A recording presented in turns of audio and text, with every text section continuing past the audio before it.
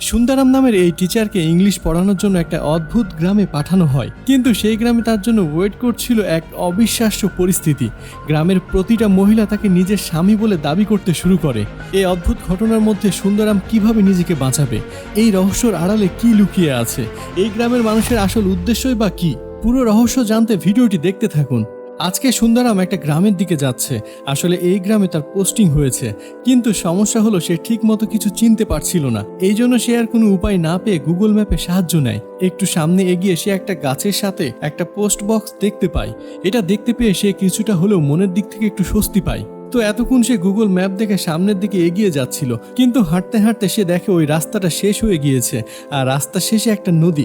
কিন্তু অদ্ভুত ব্যাপার হলো ম্যাপে পুরোটাই রাস্তা দেখাচ্ছে। ঠিক তখনই সুন্দরাম তার কাছ থেকে একটু দূরে কিছু মানুষদের দেখতে পায়। এদের মধ্যে থেকে একজন লোক তীর ধনুক চালায়। এতে সুন্দরামের কোনো ক্ষতি হয় না, বরং ওই নদীর উপরে একটা ব্রিজের মতো তৈরি হয়ে যায় আর সুন্দরাম সেই ব্রিজ দিয়ে হেঁটে নদীটা পার হয়ে তাদের কাছে চলে আসে। সুন্দরামকে গ্রামের লোকেরা এমনভাবে নিয়ে যাচ্ছিল যেন মনে হচ্ছিল সুন্দরাম মনে হয় বড় কোনো সেলিব্রিটি। সবচেয়ে মজার ব্যাপার হলো আমাদের এই কালো সুন্দরামকে দেখে ওই গ্রামের সব মেয়েরাই প্রায় পাগল হয়ে যাচ্ছিল। আর তার চাইতে বেশি মজার ব্যাপার হলো তারা প্রত্যেকে সুন্দরামকে নিজের হাজবেন্ড ভাবতে শুরু করেছে। তো যাই হোক, এরপরে সুন্দরামকে থাকার জন্য ঘর, খাওয়া দাওয়ার ব্যবস্থা সবকিছুই ঠিক করে দেওয়া হলো। রাতে যখন সে তার রুমে বসেছিল তখন সে তার এলাকার এমএলএ কে একটা চিঠি লিখে। সে ওই চিঠিতে লেখে, স্যার আমি ঠিক মতো পৌঁছে গিয়েছি, আপনি কোনো চিন্তা করবেন না, আমি খুব দ্রুত আপনার প্ল্যানটা সাকসেসফুল করে ফেলবো। কি এমন প্ল্যান যার জন্য সুন্দরামকে তার নিজের শহর ছেড়ে এই জঙ্গলে আসতে হয়েছে, সেটা জানার জন্য আমাদেরকে একটু ফ্ল্যাশব্যাকে যেতে হবে। একদিন সুন্দরাম একটা মেয়েকে দেখার জন্য তার বাড়িতে যায়। খাওয়া দাওয়া শেষ হয়ে গেলে সে মেয়ে না দেখে সোজা তার আসল কথায় চলে আসে। মানে সে তার হবু শ্বশুরের কাছ থেকে একটা বাইক ডিমান্ড করে। সে যৌতুক চাইলেও সুন্দরামের বাবা মা এই বিষয়টি নিয়ে বিরোধিতা তৈরি করে, আর তাই সুন্দরাম সেখান থেকে চলে আসে। এরপর সে সেখান থেকে বের হয়ে সোজা তার স্কুলে যায়। সেখানে গিয়ে সে জানতে পারে তার স্কুলে এলাকার এমএলএ এসেছে। এমএলএ সুন্দরামকে একটা জায়গায় নিয়ে গিয়ে তাকে একটা অফার করে। সে তাকে বলে এখান থেকে বেশ খানিকটা দূরে জঙ্গলের ভেতরে একটা গ্রাম রয়েছে, আমি চাই তুমি ওই গ্রামের ইংলিশ টিচার হয়ে সেখানে যাও। এমএলএর মুখে ইংলিশ টিচারের কথা শুনে সুন্দরাম হেসে ফেলে। হেসে হেসে সে বলে, কি বলেন আপনি স্যার, আমি তো ইংলিশ টিচারই না, আমি তো একজন সমাজবিজ্ঞান টিচার। তখন এমএলএ তাকে বলে, আমি খুব ভালো করে জানি তুমি কিসের টিচার, কিন্তু সেটা আমার কাছে বড় বিষয় না, আমি চাই তুমি ওই গ্রামে ইংলিশ টিচার হিসেবেই যাও। আমাদের একটা প্ল্যান আছে আর সেই প্ল্যানটা তোমাকে সাকসেসফুল করতে হবে। এখানে তুমি হয়তো ভাবতে পারো তোমাকে এর বিনিময়ে আমরা কি দিব। ওই গ্রামে একটা মূল্যবান জিনিস আছে, কিন্তু জিনিসটা কি সেটা আমি তোমাকে বলবো না, তোমাকে একাই ওই জিনিসটি খুঁজে বের করতে হবে। আর সেখানে যাওয়ার পর সেখানকার যাবতীয় আপডেট তুমি আমাকে চিঠি লিখে জানাবে, আর চিঠি পাঠানোর জন্য একটা পোস্ট বক্স তুমি ওই গ্রামের বাইরে পেয়ে যাবে। এই কথা শুনে সুন্দরাম আর দেরি না করে ওই গ্রামের উদ্দেশ্যে বেরিয়ে পড়ে। এরপর গল্প আবারও বর্তমানে চলে আসে। সুন্দরাম আজকে তার ফার্স্ট ক্লাসে এসে উপস্থিত হয়েছে। সে তার সামনে থাকা সবাইকে অ্যালফাবেট পড়াতে শুরু করে, কিন্তু সমস্যা হয়ে যায় তখনই যখন সে ডানকি বানানটি ভুল করে। তখন সেখানে সামনে থাকা একজন বয়স্ক লোক উঠে দাঁড়িয়ে বলে, what are you teaching man? এই কথা শুনে সুন্দরাম একদম হতভম্ব হয়ে যায়। আর সুন্দরামের এমন ভুলভাল ইংলিশ শুনে তারা খুব ভালো করে বুঝে যায় যে আসলে সে কোনো ইংলিশ টিচারই না। আর এই জন্য তারা সুন্দরামকে একটা গাছের সাথে বেঁধে রাখে এবং তাকে বলে, তোমাকে প্রমাণ দিতে হবে যে তুমি একজন ইংলিশ টিচার। 15 দিন পর তোমার আমরা একটা টেস্ট নিব, যদি তুমি পাস করতে পারো তাহলে ভালো, আর যদি তুমি পাস করতে না পারো তাহলে আমরা তোমাকে এখানে মেরে ফেলবো। তো যাই হোক, এরপর রাতে তার কাছে একটা ছেলে আসে। ছেলেটার নাম হচ্ছে ওঝা। ছেলেটা তার কাছে এসে তাকে বলে, আমি এখানে এসেছি আপনাকে সাহায্য করার জন্য। এরপর ওঝা সুন্দরামকে তার গ্রামের একটা গল্প বলতে শুরু করে। তাদের গ্রামে যখন ব্রিটিশরা এসেছিল তখন তাদের এই গ্রামে এসে অনেক গোলমরিচ পেয়েছিল, কিন্তু ব্রিটিশরা না জেনে না বুঝে আমাদের উপরে অনেক অত্যাচার করতে থাকে। আমরা তাদেরকে অনেক বোঝানোর চেষ্টা করি, কিন্তু তারা আমাদের ভাষা বুঝতে পারে না। আর তখনই সেখানে একজন ট্রাভেলার আসে যে ইংলিশে ব্রিটিশদের সঙ্গে কথা বলে এবং তাদেরকে বলে, আপনাদের যত গোলমরিচ লাগবে আপনারা নিয়ে যান, এতে আমাদের কোনো সমস্যা নেই। আর এই কথা বলার পর থেকে ব্রিটিশরা আমাদের উপর টর্চার করা বন্ধ করে দিয়েছে। সেখান থেকে আমরা বুঝতে পেরেছি ইংলিশ কতটা আমাদের জন্য গুরুত্বপূর্ণ। আর তাই সেই সময় থেকে এখন পর্যন্ত আমরা ইংলিশ শিখে আসছি, কিন্তু সমস্যা হলো আমরা ইংলিশ বলতে পারি ঠিকই, কিন্তু লিখতে পারি না। এজন্যই মূলত আপনাকে এখানে নিয়ে আসা হয়েছে ইংলিশ শেখানোর জন্য। তো যাই হোক, এসব কথাবার্তা হওয়ার পর ওঝা নামে সেই ছেলেটি সুন্দরামের সেই টেস্ট সলভ করতে সাহায্য করে। ফলে সে এই যাত্রায় গ্রামবাসীদের হাত থেকে বেঁচে যায় আর টেস্ট সলভ করতে পারায় গ্রামবাসীরা তার কাছে মাপ চায়। ওই গ্রামে মারিয়া নামের একটা মেয়ে থাকে। একটা সময় পর ওই মেয়েটার সঙ্গে সুন্দরামের পরিচয় হয়।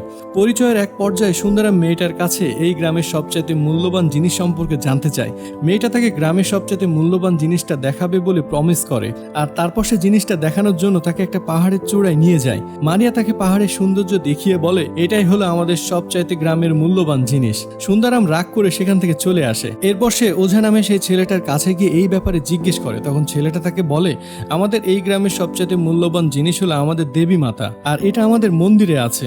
তার কাছ থেকে এই কথাটা শুনে সুন্দরাম খুব দ্রুত ওই গ্রামের মন্দিরে চলে যায়। কিন্তু এখানে এসে সে হতাশ হয়ে যায়, কারণ সেই মন্দিরে কোনো মূর্তি রাখা ছিল না। তাই সে আবারও দৌড়াতে দৌড়াতে ওঝা নামে সেই ছেলেটির কাছে আসে এবং তাকে বলে তুমি বলেছিলে যে ওই মন্দিরে মূর্তিটি রাখা আছে, কিন্তু মন্দিরের কোথাও তো আমি সেই মূর্তিটি দেখতে পাইনি। তখন ওঝা তাকে বলে আমি তো নিজেই জানি না যে জায়গাটা কোথায়, এটা শুধু এই গ্রামের প্রধানই বলতে পারবে। এই কথা শুনে সুন্দরাম তাকে জিজ্ঞেস করে তাহলে ওই মূর্তিটাকে সবার সামনে কখন আনা হয়? ওঝা উত্তরে বলে আমাদের গ্রামে যখন কোনো বিপদ আসে তখন আমাদের দেবী মাতাকে সবার সামনে নিয়ে আসা হয়। তখন সুন্দরামের মাথায় একটা দুষ্টু বুদ্ধি আসে। সে চিন্তা করে এই গ্রামে একটা বিপদ ঘটাতে হবে। তারপর সে সরাসরি মারিয়ার কাছে চলে যায়। তার সাথে কথায় কথায় তাকে বলে এই গ্রামে খুব দ্রুত একটা ঝড় আসতে চলেছে। এইভাবে বিভিন্ন রকমের কথা বলে সে মারিয়াকে অনেক ভয় পাইয়ে দেয়। একটা সময় পর সে সুন্দরামের কথা বিশ্বাস করে ফেলে আর সে ভেবে নেয় যে সত্যি হয়তো এখানে অনেক বড় কোনো ঝড় আসতে চলেছে। তারপর সে এই কথাটা গ্রামবাসীদের সবাইকে জানিয়ে দেয়। এই কথাটা জানার পর গ্রামবাসীরা পূজার আয়োজন করতে শুরু করে। এরপর দেখা যায় গ্রামের প্রধান একটা গুহার ভেতর থেকে সেই দেবী মাতার মূর্তিকে বাইরে নিয়ে আসে। এরপর আমরা সুন্দরামকে দেখতে পাই যে কিনা ওই গুহার ভেতরে লুকিয়ে আছে। আসলে সে এই মূর্তিটার লোকেশন জানতে চেয়েছিল। এরপর সে এই লোকেশনটা কাগজে লিখে সেটা পোস্ট বক্সে ফেলে দেয়। এরপর সেই পূজার দিন আসে আর প্রথমবারের মতো এই মূর্তিটাকে সে দেখতে পায়। তখন সে বুঝতে পারে এটা কোনো সাধারণ পাথর নয়, এটা মূলত সোনা দিয়ে বানানো একটা মূর্তি ছিল। কিন্তু এখানকার মানুষের আসলে সোনার মূল্য এখনো জানে না। কিছুদিন পর সুন্দরাম জানতে পারে যে ওই গ্রামের একজন বৃদ্ধ লোক মারা গিয়েছে। এটা জানতে পেরে সে অনেক ইমোশনাল হয়ে পড়ে। কিন্তু সে লক্ষ্য করে ওই গ্রামের কোনো একটা মানুষের চোখ থেকে এক ফোঁটা পানিও বের হচ্ছে না, বরং প্রত্যেকটা মানুষই অনেক খুশি ছিল। এরপর গ্রামবাসীরা সবাই মিলে ওই বৃদ্ধ লোকটার শেষকৃত্য সম্পূর্ণ করে আর তারপর সবাই এক জায়গায় বসে খাওয়া দাওয়া শুরু করে। সুন্দরাম তাদের সঙ্গে খেতে বসে যায়। খাওয়ার সময় সে ওঝাকে জিজ্ঞেস করে আচ্ছা তোমার কি মনে হয় আমি মারা গেলে তোমরা কি কেউ আমাকে মনে রাখবে? তারপর সবাই সুন্দরামকে তার সম্পর্কে ভালো ভালো কথাগুলো বলতে শুরু করে। কথাগুলো শুনে সুন্দরাম অনেক ইমোশনাল হয়ে যায় আর তাই সে সেখান থেকে উঠে চলে যায়। এরপর রাত হলে সে সবাইকে ক্রিকেট ম্যাচ দেখায়। সবাইকে সে বোঝায় যে এখানে দুই দলের মধ্যে খেলা হচ্ছে, একটা ইন্ডিয়া এবং আরেকটা হচ্ছে ইংল্যান্ড দল, আর এই ম্যাচে ইন্ডিয়া জিতে গিয়েছে। এই কথা শুনে সেখানে থাকা সবাই অনেক বেশি খুশি হয়ে যায়। খুশিতে তারা প্রত্যেকে নাচতে শুরু করে, কারণ তারা ভেবেছিল ইন্ডিয়া হয়তো ইংল্যান্ডকে যুদ্ধে হারিয়ে দিয়েছে। তারা এখন পর্যন্ত জানে না যে ইন্ডিয়া স্বাধীন হয়ে গিয়েছে। এই সব কিছু দেখে সুন্দরাম ভাবতে লাগে যে সে কত বড় একটা ভুল করে ফেলেছে। এমন সহজ সরল মানুষগুলোর সঙ্গে সে একটা মিথ্যা খেলা খেলেছে। এমনকি তাদের দেবী মাতা যার তারা পূজা করে সেই দেবী মাতার ঠিকানাও সে এমএলএ কে পাঠিয়ে দিয়েছে। এদিকে ঠিকানা পাওয়ার পর এমএলএ তাদের লোকদের দিয়ে ওই মূর্তিটা চুরি করিয়ে আনায়। মূর্তিটা চুরি হয়ে যাওয়ার পর গ্রামবাসীরা আন্দাজ করতে পারে যে এই সুন্দরামের কারণেই তাদের এই মূর্তিটা চুরি হয়ে গিয়েছে। তখন সুন্দরামের মাথায় একটা আইডিয়া আসে। সে এমএলএ কে আরেকটা লেটার লেখে। সে লেখে এই মূর্তিটা অনেক বেশি শক্তিশালী। আপনি যদি এই মূর্তিটার পূজা করেন তাহলে 6 মাস পর অবশ্যই আপনি ইলেকশনে জিতে যাবেন। কিন্তু এই অসাধ্য কাজটি সম্ভব হবে যখন এই মূর্তিটি এই গ্রামে থাকবে। এমএলএ বাধ্য হয়ে ওই রাতে মূর্তিটাকে আবারও সেই গ্রামের মধ্যে রেখে আসে। ফলে সবাই আবারও সুন্দরামকে বিশ্বাস করতে শুরু করে। সুন্দরাম তখন সবাইকে বলে আমার এখন এই গ্রাম থেকে যাওয়ার সময় হয়ে এসেছে। আমি যাওয়ার আগে ওঝাকে এই গ্রামের ইংলিশ টিচারের দায়িত্ব দিতে চাই। আর তারপর সে চলে আসার আগে সেই গ্রাম প্রধানকে বলে মহাত্মা গান্ধী অনেক আগেই মারা গিয়েছে। সুন্দরাম পকেট থেকে একটা 500 টাকার নোট বের করে আর তারপর তাকে দেখিয়ে বলে এই হলো মহাত্মা গান্ধীর ছবি। তখন গ্রামের লোকজন সেই টাকা থেকে ছবিটি ছিঁড়ে নিয়ে তাদের কাছে রেখে দেয়। আর এরপর সুন্দরাম গ্রামের সবার কাছ থেকে বিদায় নিয়ে সেখান থেকে চলে যায়। আর এখানে আজকের এই মুভির কাহিনীটি শেষ হয়ে যায়।